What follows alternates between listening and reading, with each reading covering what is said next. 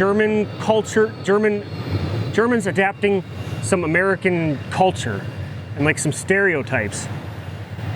McDonald's.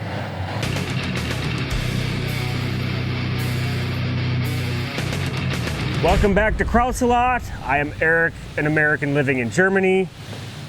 Again today with a very special guest, Everett, an American quarantined in Germany.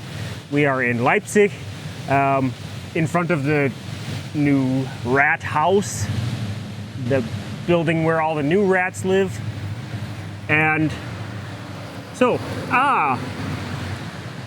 aber Everett, I need another beer. Oh, you put a lot of effort into producing those. It takes a little bit of effort. Okay. So I've got here for you the Krautsalat. Krautsalat. It's been around since, yeah, I don't know if I said that right, but I didn't either. It's been around since 1534, and this guy is the Swedish King. He fell in love with this beer back then, and it's been famous ever since. A very, very famous Saxon beer. A beer fit for a king. Genau. Good enough for two Americans. Yep, yep. You take that one. Okay. And then, yep. Look at that. Yeah. So, cheers to the Swedish King. Cheers to the Swedish King. Prost. Prost. We totally fucked that up. Yeah, it should have been Skål. Skål. So, speaking of royalty and whatnot, we are in front of the rat house, the local politician building.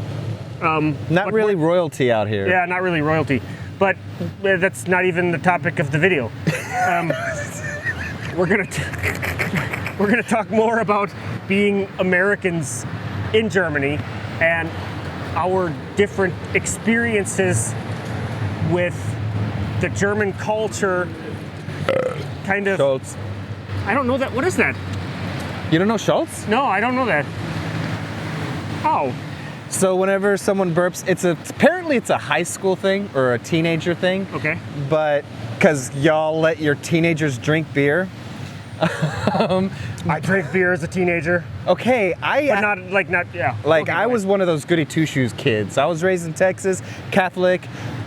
Had my first drink when I was 21, like a proper American.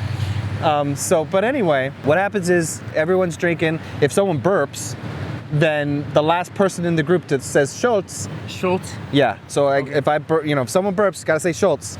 And the last person who does it, everybody gets to, or hit him or something like that. I don't know. Okay, interesting. I know there's a consequence to it. We learn something new every day. So, sliding back onto topic, Germans adapting some American culture and like some stereotypes. McDonald's. But that's all you need to know.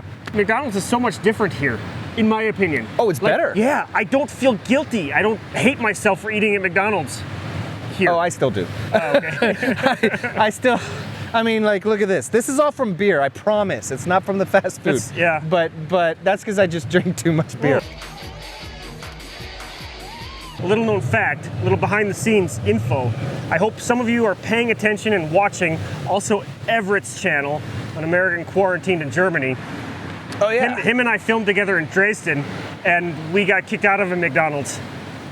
That was awesome. That's right. We did get kicked out of McDonald's. Mostly because we walked in with beer bottles. Yeah. We were nice, we were polite, but we were also very loud and drunk. The big reason that I brought up this topic is because I go into a store like Penny or Lidl, and they've got like these American, there's one product called Mike Mitchell's or something, and it's stars and bars, and it's like, American cola, and it's always a big ass package of shit food. When we go into Penny and anything with Mike Mitchell's on it, I was like, that's junk food. Here's the thing, I did start learning, because I love condiments in general. Condoms?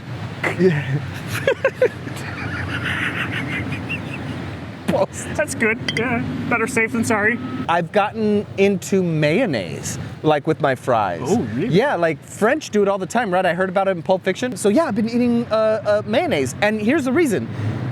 American mayonnaise is so crap. It tastes crap. You can really taste the difference. Yeah. American mayonnaise is just crap. I mean, have you ever tried Cool Whip? I mean, that's even the worst. No. It's not even mayonnaise. I refuse to try that. I don't even know what that is. And the mayonnaise here is actually really delicious and goes really well with fries. I was surprised. This is the funny thing about me. Like, I don't like sauces. I'm not a sauce guy. I'm not saucy. Wow, what are you doing in Germany? They love sauces here. I know. Gravy? That's where I fail. Well, a gravy. Man. Like if it's a meat-based, like something like gravy, yes. Well, yeah, because But like you know your schnitzels and whatnot, your It took potatoes. me a long time, even on my döner. It took me a long time to start putting sauce on myself. How can you not wait? Sauce on yourself? Sorry.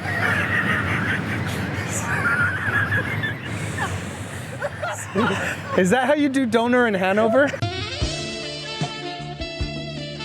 The American diner. I ate at one in Hanover. That's no longer there on the Edam. They had some American decorations, NFL football helmets hanging from the window. But other than that, the food, like, it was a weak attempt. It was really weak. However, one of you watching has recommended Mel's Diner. I think it's called Mel's Diner in Lotson, and I still need to check that out. But like, I'll do it out of curiosity. But from my experience, when it's something specified as being American, it's not. Well, even like their hamburgers, you know, I mean, they have a town called Hamburg. Come on, guys. Yeah. Get it right here. No.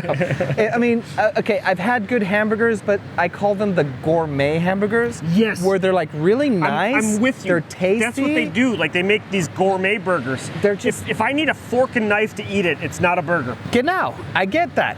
I've literally been in situations where I've seen people eat with a fork and knife on their hamburger. I'm like, whoa. I had to do it once, and it was the tastiest. It was one of the tastiest burgers. Like, it was amazing. No, it's really tasty. Don't get me wrong. It was really tasty, but it's still a gourmet burger. It was hard for me to call it a burger. Yeah. Where in the world have you had some memorable burgers? Certainly Texas. Absolutely. San Antonio and Austin and LA. One place called Capitol Burger. They closed down. Probably due to like regulations. So one thing I once told Josie, my wife, I said, you know, kind of my dream car, one of my dream cars is a BMW. It's just a really nice BMW, right? And she goes, BMW, that's what teachers drive. And I was like, what? Like, our teachers drive like literally POS Hondas. Yeah. Like, how much are you paying your teachers? Like, how are they able to drive BMWs? But and I know it's a German car. Well, and they're cheaper here. I'm sure, but I mean, like, just that shock of being like, what? Your teachers drive the Beamers? So, yeah. Like, I guess you're, you know, rich businessmen, I guess they drive the Porsches or whatever. Americanizing, the cars here are they're typically smaller. Like, when I see something like a Dodge Ram, like there's some of them around Hanover, a full-size crew cab Dodge Ram. I'm like, what the fuck are you doing with this truck here? It's twice or three times the size of every other car on the street. Why would you want to have one? Yeah. So I'm thinking this is the German small penis thing. Yeah. It's got to be, right? Like, Texas, we have nothing but trucks. One out of every other car is a truck or a big Ram or something like that. Yeah. You know, but here, it's all like, you know, smart cars and very economical cars. Here's something though, speaking of cars, stick shifts versus automation. Automatic cars. Yeah. It's slowly changing in Germany. I know that a lot of people still love the stick shift. I actually learned on a stick shift. Yeah, me too. I've had a stick shift my whole life until I went electric. And now I have an electric car and it's like, I'm like, can you just put in a fake stick shift so I can... Just so I can feel good? Just so I can feel right. But I'm starting to see that kind of change out here. More automatics are becoming more common. Well, and I think I know one reason why Germans stuck with the manual transmission for so long is because it is a bit more economical with the fuel.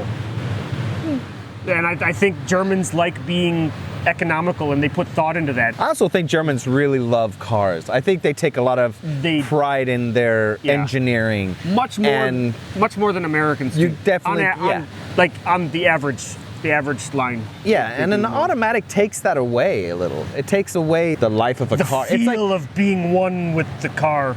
Right, yeah, exactly. Love you. It's like, you know, what do you call it? circumcising a car.